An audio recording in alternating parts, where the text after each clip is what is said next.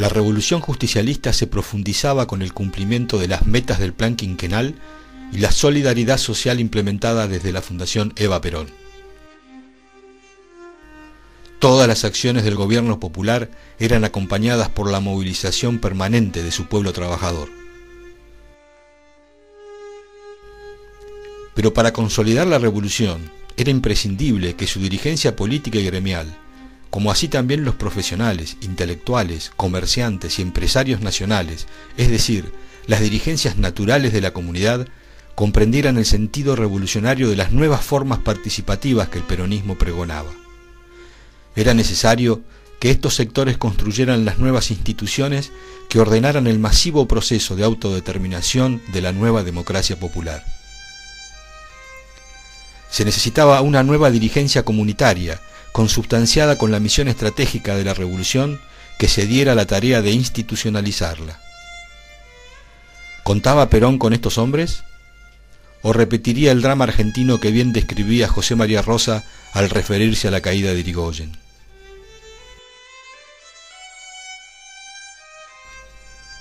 Irigoyen, como Rosas en 1832, en 1835, tenían la convicción de fracasar en el gobierno. Su credo del desagravio al honor de la nación, como decía, exigía una élite de colaboradores compenetrados de su propósito. ¿Dónde estaban? Algunos amigos personales, algunos admiradores y nada más. Irigoyen solo tenía el pueblo consigo. Ya lo he dicho al hablar de Rosas. Un gran pueblo y un gran jefe no bastan para una gran obra. Se necesita una categoría de hombres adoctrinados en el pensamiento del jefe que puedan acompañarlo. Sin ellos, los hombres providenciales de la Argentina serán relámpagos en la noche. El peronismo no estaría ajeno a esta problemática histórica y eso quedaría demostrado en su propio nacimiento como movimiento revolucionario. Las jornadas del 17 de octubre de 1945 fueron producto de su primer crisis política, provocada por las dudas de sus propios dirigentes ante la acción decidida de sus enemigos. Sin embargo, no sería la última. La falta de comprensión sobre la necesidad de motorizar una nueva forma participativa, sumadas al enfrentamiento con sus enemigos naturales y problemas económicos coyunturales, provocaron una nueva crisis política en el año 1951.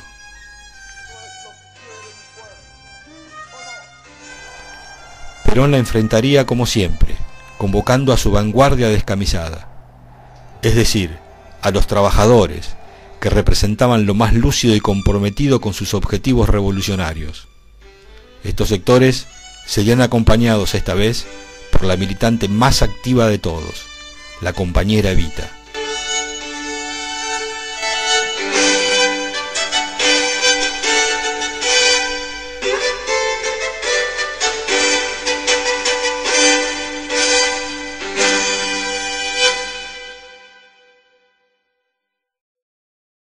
Yo soy la descamisada que si es necesario un día hasta la vida daría por Evita y por Perón. Con la misma sencillez que pone en todas sus acciones, prodigándose las obras de bien para los humildes en todos los confines de la patria, por la primera dama argentina, habla en este acto doña Eva Perón.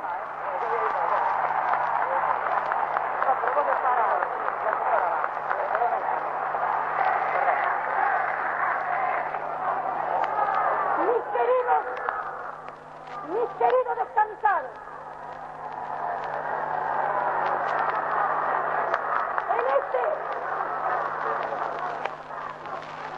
en este día triunfal para los argentinos, en este 1 de mayo maravilloso en que los trabajadores festejan el triunfo del pueblo y de Perón sobre los eternos enemigos y traidores de la patria, yo quiero hablar con la sola, con la absoluta, con la exclusiva representación, la de los descamisados.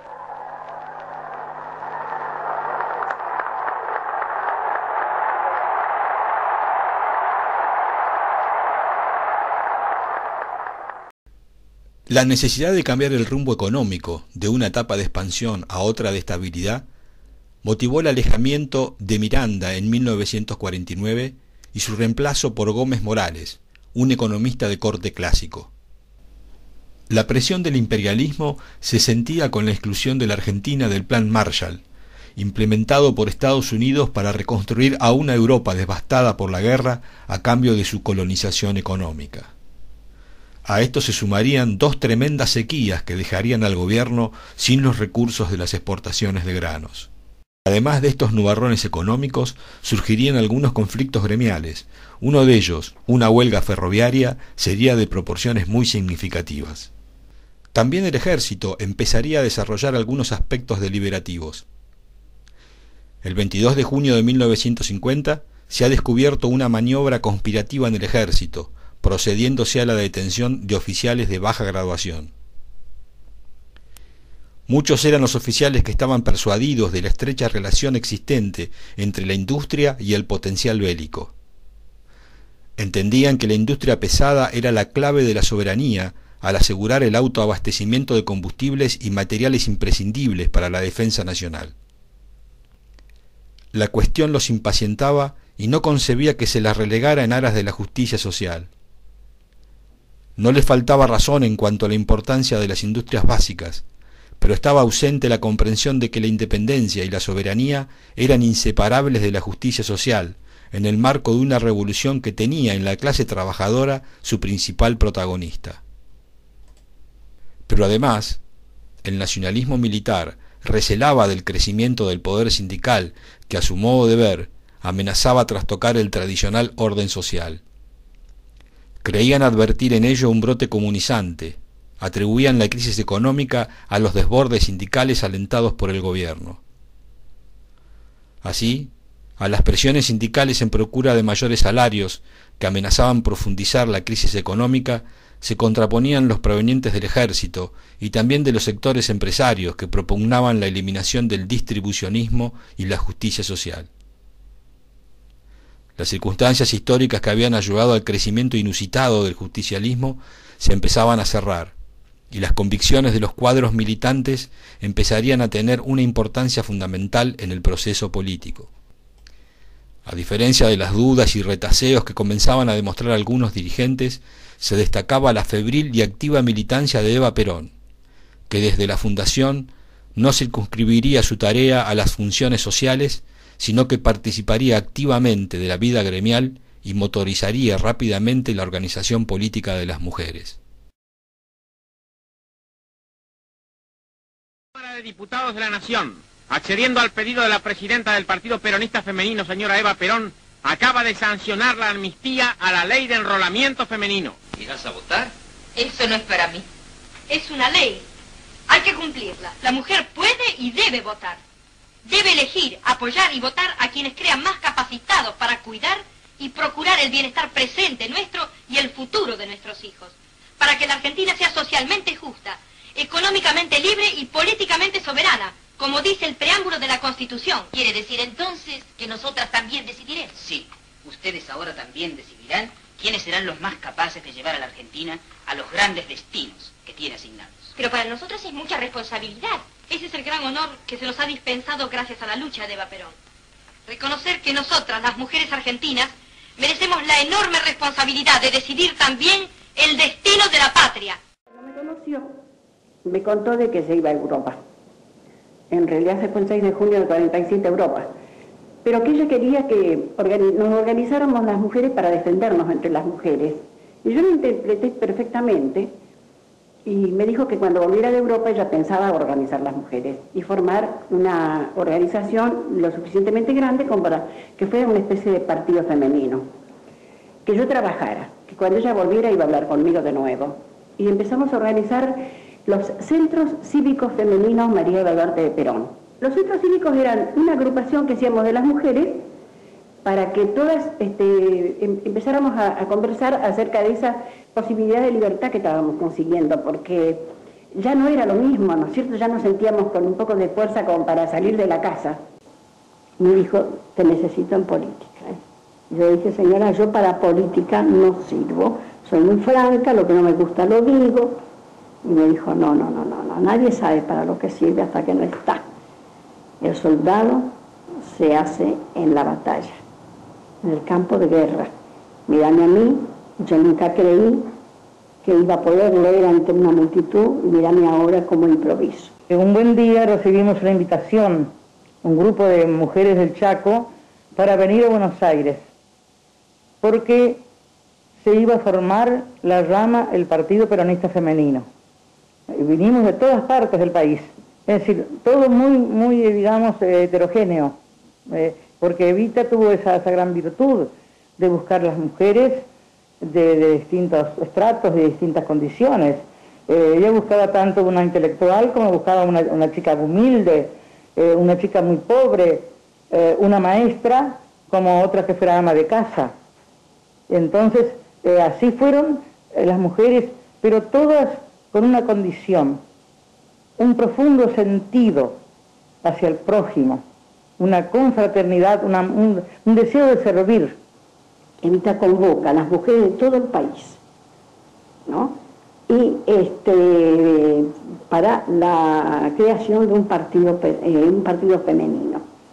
Entonces se hace en el Teatro Cervantes el 26 de julio de 1949 y dura hasta el 30 de julio. El día 29 es aclamada como presidenta del partido, en un lleno total, mucho entusiasmo. Entonces ella nos dice que sus ocupaciones, su permanencia al lado del Perón y del pueblo, la fundación, no le iba a permitir desarrollar las tareas.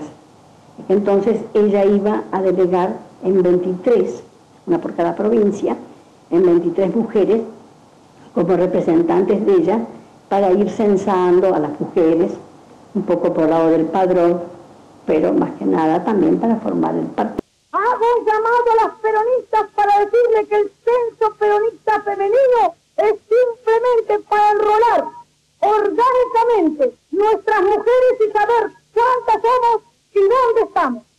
Conversábamos con todas, le explicábamos lo que era el peronismo, lo que ambicionaba Evita, todo lo que queríamos para la gente, conocíamos las necesidades, porque Evita nos había pedido que nos enteráramos personalmente de las necesidades, que no nos dejáramos llevar por lo que nos vinieron a contar, sino que lo viéramos con nuestros ojos.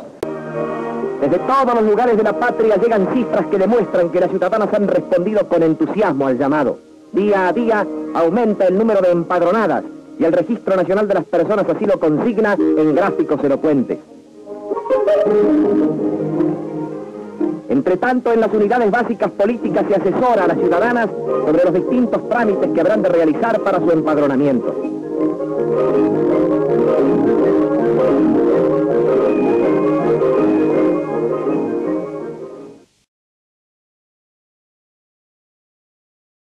La actividad gremial demandaba a Eva gran parte de su tiempo. En términos generales, el trabajo gremial de Evita consistía en recibir a delegaciones de obreros, servir de intermediaria para la obtención de servicios sociales o reivindicaciones, a veces tomar parte en las negociaciones de contratos colectivos de trabajo, sobre todo a partir de 1948, y siempre que Perón no pudiera estar presente, representarlo en actos organizados por la CGT o cualquier sindicato. Generalmente recibía las delegaciones obreras por la mañana. A veces venían del interior para asistir a algún congreso sindical y simplemente le traían su saludo, pero en ocasiones buscaban su intermediación en algún conflicto referido a cuestiones salariales, condiciones de trabajo o normalización del gremio. También solían invitarla a la inauguración de obras sindicales a las que Eva había prestado su apoyo o para que asistiera a un congreso. En oportunidades llegó a recibir cerca de 40 delegaciones en un solo día. Los miércoles por la tarde, Eva acompañaba a los miembros de la conducción de la CGT a la Casa de Gobierno para mantener una entrevista semanal con Perón. El objetivo inicial de la actividad gremial de Eva había sido constituirse en un vínculo entre los trabajadores y Perón, el más directo posible. Sin embargo, pronto se advirtió que su iniciativa personal superaba ese propósito. Demostró pronto tener un talento inusitado para sus tareas gremiales. Disfrutaba enormemente de lo que hacía. El tiempo no transcurría cuando estaba reunida con delegaciones gremiales.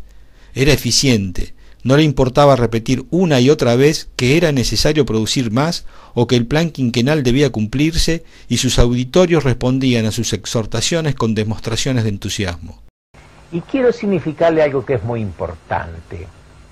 Eva Perón fue una mujer con una inteligencia intuitiva extraordinaria.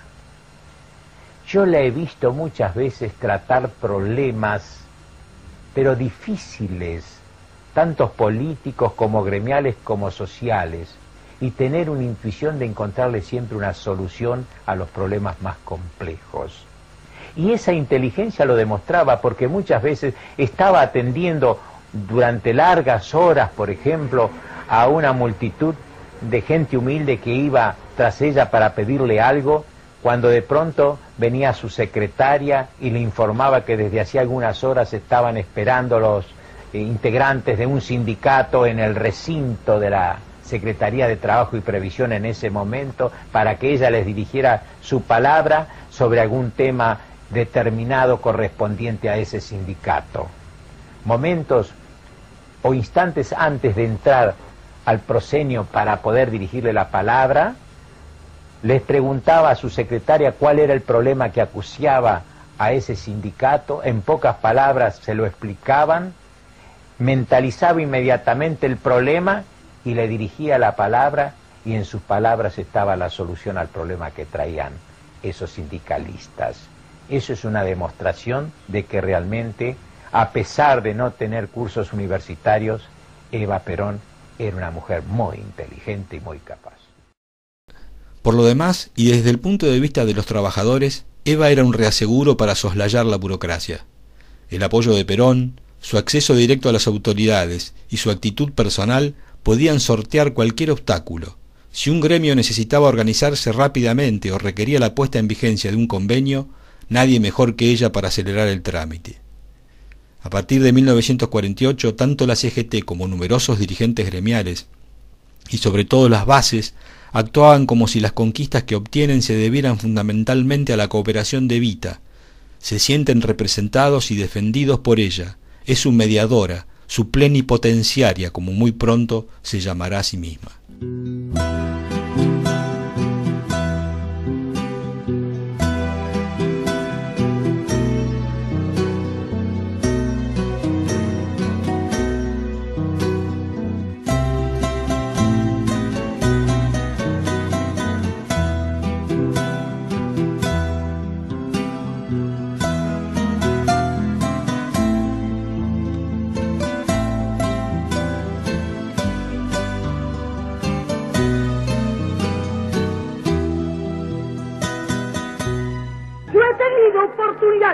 Identificada con el líder, que el peronismo no se aprende ni se proclama, se comprende y se siente.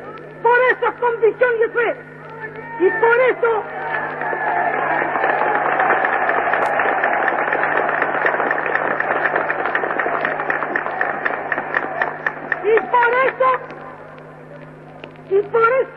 no importa los rezagados del despertar nacional.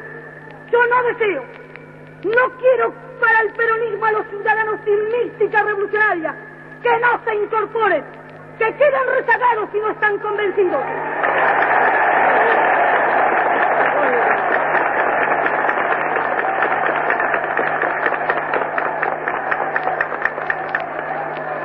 El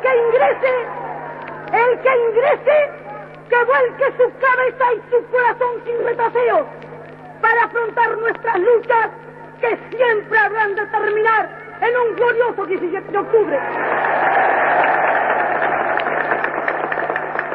Pero en nuestro movimiento no tienen cabida el interés y el cálculo. Marchamos con la conciencia hecha justicia que reclama la humanidad de nuestros días. Peronismo es la fe popular hecha un partido en torno a una causa de esperanza que faltaba en la patria.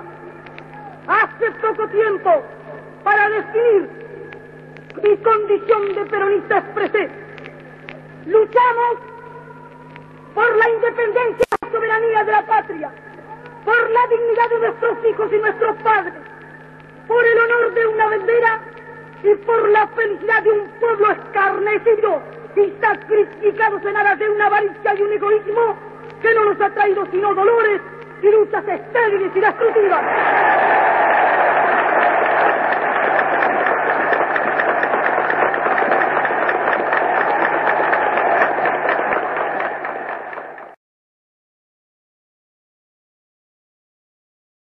El 16 de marzo de 1949, rodeado de una magnífica movilización popular, el presidente Perón se trasladaba desde la Casa de Gobierno hasta el Congreso de la Nación para proceder a la jura de la nueva Constitución. La reforma constitucional de 1949 abrió sus puertas a un nuevo mandato presidencial y, desaparecido el obstáculo legal, nadie dudaba que Perón sería presidente nuevamente a partir de 1952. Estaba pues definido el primer término de la fórmula que llevaría el justicialismo a las próximas elecciones. No así el segundo. ¿Quién sería el candidato a la vicepresidencia? Dentro del peronismo había sectores y hombres con aspiraciones propias. Ante la alternación eleccionaria, comenzó, como en los viejos tiempos de los círculos políticos del liberalismo, un verdadero carrusel de postulaciones y posibles candidatos que eran instrumentados en función de recibir la bendición oficial. A las pretensiones de Mercante se le sumaron luego las de Bramuglia, y cada sector del movimiento nacional comenzó de alguna forma a presionar para imponer su alternativa. La política de círculos denunciada por Perón en más de una oportunidad hacía carne en sus propias dirigencias.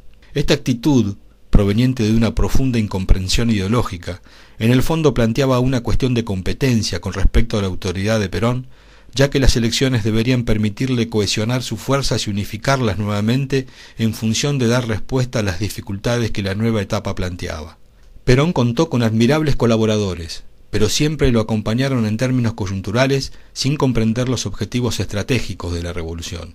Esto generaba un reciclamiento de dirigentes ante cada giro importante que el líder debía dar, impidiendo la maduración y el fortalecimiento de las organizaciones del movimiento nacional.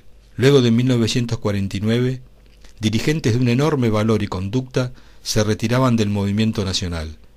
Ya en 1949, Manuel Ugarte, el gran latinoamericano, se había apartado. Raúl Scalabrini Ortiz también toma distancia del mundo político. Arturo Jaureche renuncia a la presidencia del Banco de la Provincia de Buenos Aires en enero de 1950.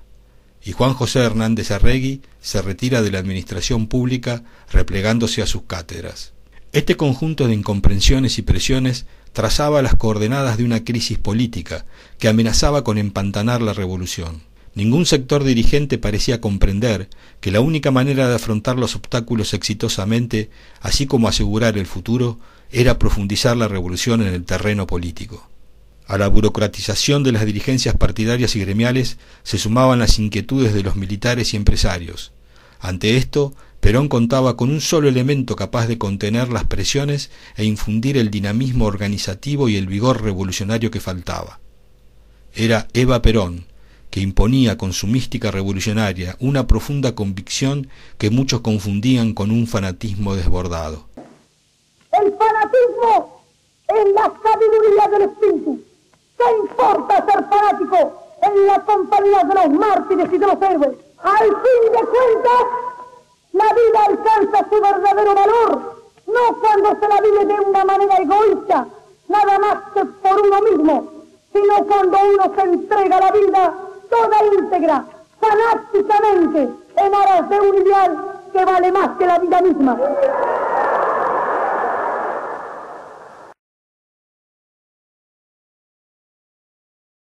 Evita sería el elemento esencial que permitiría a Perón sortear la crisis y establecer su autoridad sobre una dirigencia amenazada por peligrosas tendencias centrífugas. La propuesta de la Confederación General del Trabajo de incluir a Evita en la fórmula junto a Perón provocaría una extraordinaria movilización popular que culminaría con el cabildo abierto del justicialismo. Ante el espanto de la oligarquía, la propuesta rápidamente tomó impulso en los trabajadores y los humildes. La alternativa de Eva en la fórmula era irritativa para la mayoría de los sectores que habían demostrado su incomprensión política en la crisis, sean sectores del empresariado, del ejército o burócratas sindicales o partidarios. Imponiéndola, Perón tonificaría su liderazgo. Fortalecido nuevamente con su pueblo, que con su lealtad inquebrantable le brindaría la fuerza y el poder necesarios, podría licuar las actitudes burocráticas y la oposición ciega que atentaban contra su gobierno. Podría entonces decidir la fórmula en función de sus necesidades políticas, ya que Eva tenía un puesto de lucha insustituible en la revolución. Tiene la fórmula Perón-Perón. Entonces es cuando se decide hacer el cabildo abierto. Venimos de todas las provincias, venimos a Buenos Aires y entonces ahí todo el mundo pedía a Evita que aceptara la vicepresidencia de la Nación. Y nosotros tuvimos un tren para nosotras solas en Santa Fe por la cantidad, y como habíamos hecho un librito de cánticos que eran parodias de Arroz con Leche, de cantos de la época, pero con letra peronista, veníamos todas entusiasmadas cantando, ¿no?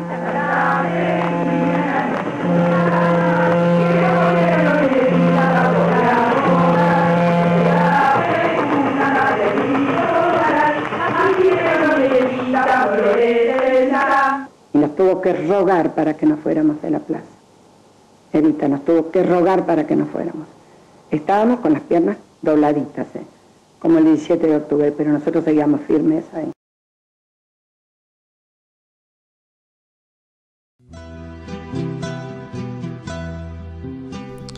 El día 22 de agosto de 1951, una verdadera multitud de más de 2 millones de personas se dio cita en el acto de la CGT para promulgar la fórmula del pueblo. El objetivo de provocar una enorme conmoción popular estaba cumplido. La revolución vería de esta forma reforzado su poder, amenazado por la crisis política y económica. Eva podría renunciar a su lugar en la fórmula y seguir con sus tareas políticas fundamentales sin necesidad de cumplir con un puesto que por su funcionalidad burocrática la alejaría del pueblo, de la fundación y de los humildes. Perón podría completar entonces la fórmula en función de sus planes personales. Sin embargo, había algo que nadie había tenido en cuenta, y era el tremendo amor del pueblo trabajador, de las mujeres y de los ancianos, que querían tributarle a su forma un homenaje a Evita, su abanderada. En horas de la tarde comenzaría el acto con la aparición de Juan Perón en el palco.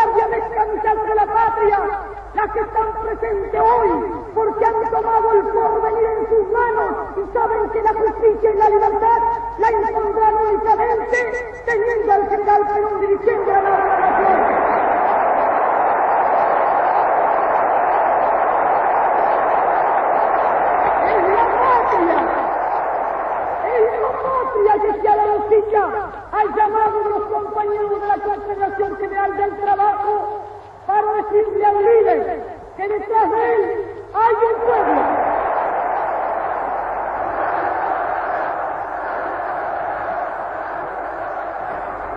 Ellos saben bien que antes del general Perón vivían en la esclavitud, que fue el general Perón que los reivindigó social, moral y espiritualmente. Y saben que la oligarquía, que los mediocres, que los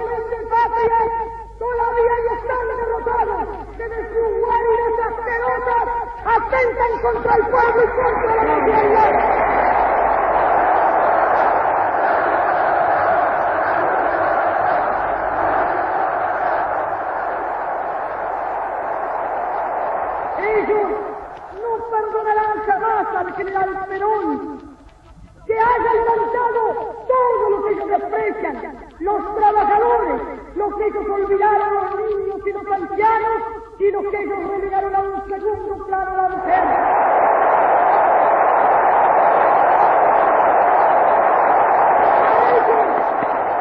A ellos les duele que Eva Perón, que haya dedicado al pueblo argentino, a ellos les duele que Eva Perón, en lugar de dedicarse a fiestas oligárquicas, haya dedicado las horas, las noches y los días a mitigar dolores y desayar vidas.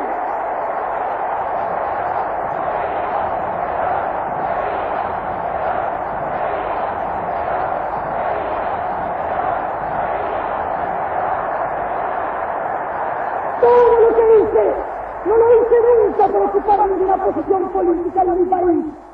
Es que estando el general Perón en el gobierno, el puesto de vicepresidenta no es más que un honor, y yo aspiro nada más que al honor del cariño de los humildes de mi patria.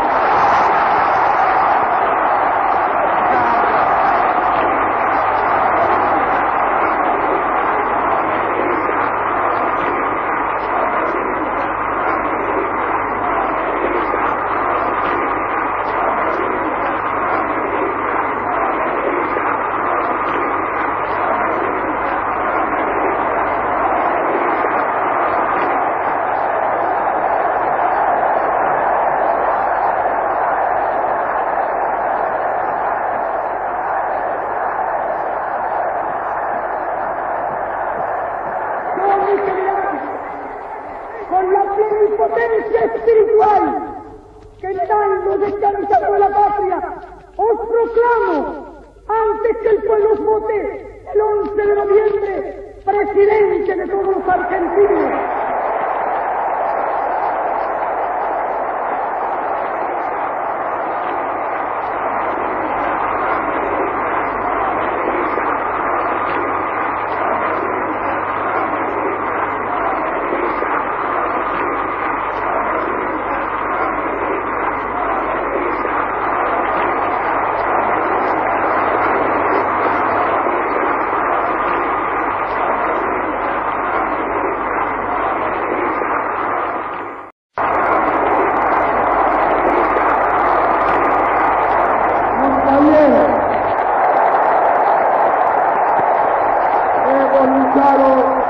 Hemos trabajado por la felicidad común y la grandeza de la patria, haciendo solo lo que el pueblo quiere y sirviendo un solo interés, el del pueblo.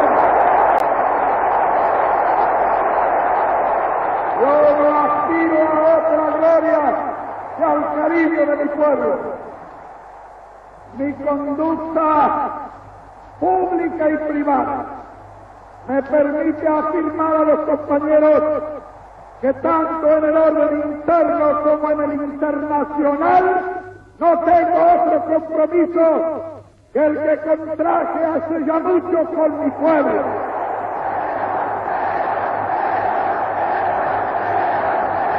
Y en esa norma que regla mi vida no haré sino lo que el pueblo decida.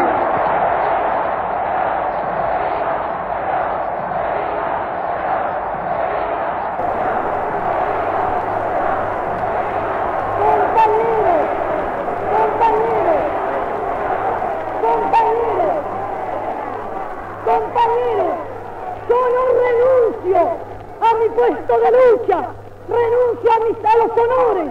Yo me guardo como Alejandro la esperanza por la gloria del cariño de ustedes y del general Perón.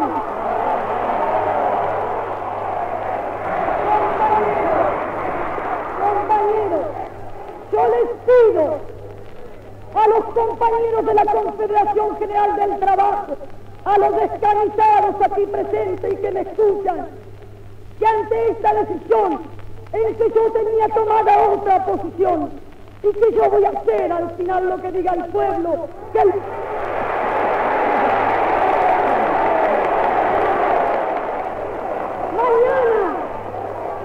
Mañana, ¿cuándo?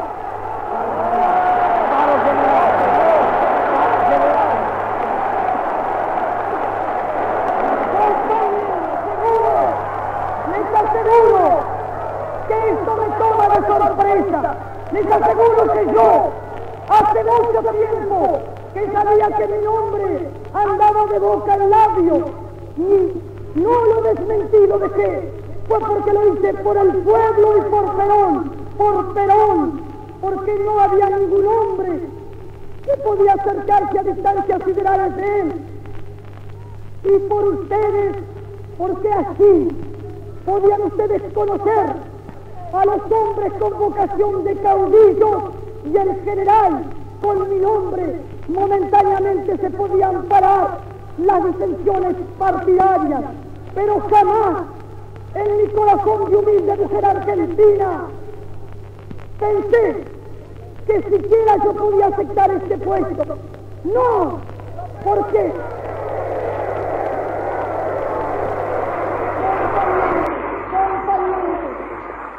Y yo no quiero que mañana un trabajador de mi patria se quede sin argumento cuando los resentidos, los mediocres que no me comprendieron y me comprenden, creyendo que todo lo que hago, lo hago por intereses mezquinos.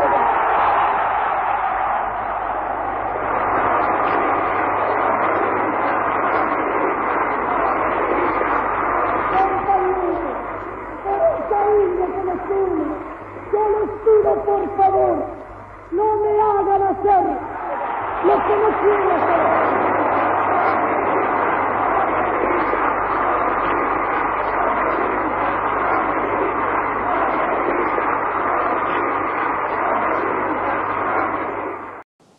Cuando ustedes, el pueblo de mi corazón, los descamisados, los humildes, los trabajadores, los niños, las mujeres y los ancianos, reunidos en el cabildo abierto del 22 de agosto, me ofrecieron el más alto honor que pude ambicionar, yo rehusé al homenaje, renunciando a los honores, precisamente porque quise guardar para mí el maravilloso privilegio de ser escuchada por mi pueblo como una compañera, como una amiga, como una mejor amiga, la más peronista.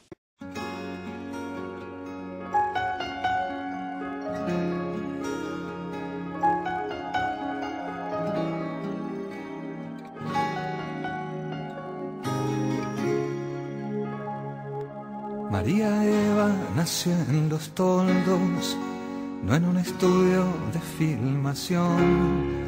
Supo beber del dolor de todos, no solo cuando se alzó un telón. Eva no es un cuento, no respeta un guión. María Eva nació en Los Toldos, Evita en nuestro corazón. María Eva se fue en invierno, julio de un negro 52. Arden los ojos de los más buenos, lloran por Eva, niegan su adiós. No regala un pueblo tanta devoción. María Eva se fue en invierno, Evita no, que sabe un coreógrafo en Londres de esta historia, que sabe del beso que esconde nuestra memoria, de los abrazos descamisados de un país sembrado de dignidad. Semilla de vida que un día florecerá. María Eva nació en Los Toldos, no en una ópera de ficción. Después Evita en los barrios rotos, por cada fábrica renació. Eva no es un cuento, es revolución. María Eva nació en Los Toldos, Evita en vos, que sabe un coreógrafo en Londres de esta historia, que sabe del beso que esconde nuestra memoria,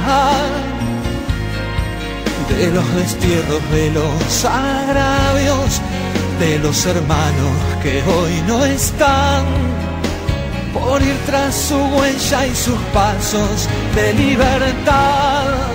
Dame el sol de tu ternura, enséñame a no aflojar. Soy uno entre millones en los que vuelve Eva y sus razones una vez más. Tu privilegiado fui, me diste un tiempo feliz y leyes para seguir. Yo, después del año 2000, aunque no te conocí, te quiero desde que nací. ¿Qué sabe la crítica en Broadway de esta historia? Del verso y la música que honran nuestra memoria.